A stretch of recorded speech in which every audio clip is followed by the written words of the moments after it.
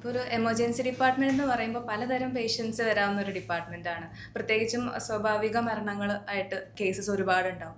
എങ്ങനെയായിരിക്കും ഡോക്ടേഴ്സ് അതിനെ ഡീൽ ചെയ്യുന്നുണ്ടാവുക? നമുക്കതിന് മെഡിക്കോ ലീഗൽ കേസസ് എന്ന് പറയും, MLC എന്ന് പറയും. ഒരാൾക്ക് അപകടത്തിൽ പരിക്കേറ്റ് ഒരു പോലീസ് കേസാവാൻ സാധ്യതയുള്ളൊരു കേസാണ്. ഇനി ചിലപ്പോൾ വർക്ക് സൈറ്റ് ഇഞ്ചുറീസ് നമുക്ക് ചിലപ്പോൾ അങ്ങനെ ചെയ്യേണ്ടി വരും.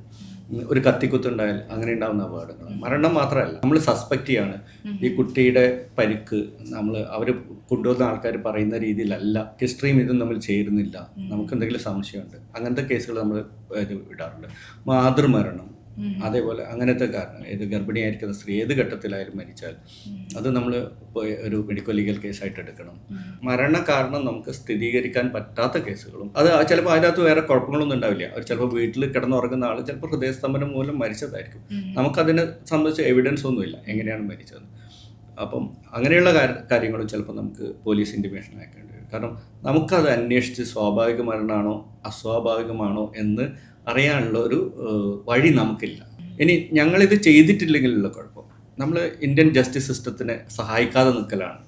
ഇപ്പോൾ ജസ്റ്റിസ് ഡെലിവറി ചെയ്യണമെങ്കിൽ ഇങ്ങനൊരു കാര്യം ഞാൻ അറിഞ്ഞിട്ടുണ്ട്, ഞാൻ പോലീസിനെ അറിയിക്കണം. അപ്പോൾ ഒരുപാട് ഉദാഹരണങ്ങളുണ്ട്. നമ്മൾ കോഴിക്കോട് ഉണ്ടായിരുന്ന ഒരു അതിഥി നമ്പൂതിരി കേസ്, ഞാനാണ് കുട്ടിയെ കണ്ടത്. ആ കുട്ടിയെ കൊണ്ടുവരുമ്പോഴൊക്കെ കുട്ടിയുടെ ശരീരഭാഗത്ത് പല തരത്തിലുള്ള പരിക്കുകൾ ഉണ്ടായിട്ടുണ്ട്. അവർ ചികിത്സ നിഷേധിച്ചുകൊണ്ട് കുട്ടിയെ എടുത്ത് വേറെ ഹോസ്പിറ്റലിലേക്ക് പോവുകയാണ്. നമുക്കത് ഉടനെ തന്നെ പോലീസിൽ അറിയിച്ചുകൊണ്ടാണ് ആ കേസ് തെളിയുക. ഇങ്ങനെയുള്ള കാര്യം ഡോക്ടർക്ക് സംശയകരമായ സാഹചര്യം ഉണ്ടാവുക, അസ്വാഭാവികമായ കാര്യങ്ങളാണ് തോന്നുക. മെഡിക്കൽ ലീഗലായിട്ട് പിന്നീട് പ്രശ്നം ഉണ്ടാകുന്നത്, ഉദാഹരണം അപകടങ്ങൾ, ഈ സംഘർഷങ്ങൾ, അതിലേൽക്കുന്ന പരിക്കുകൾ, ഇതെല്ലാം തന്നെ പോലീസ് ഇൻറ്റിമേഷൻ അയക്കാറുണ്ട്.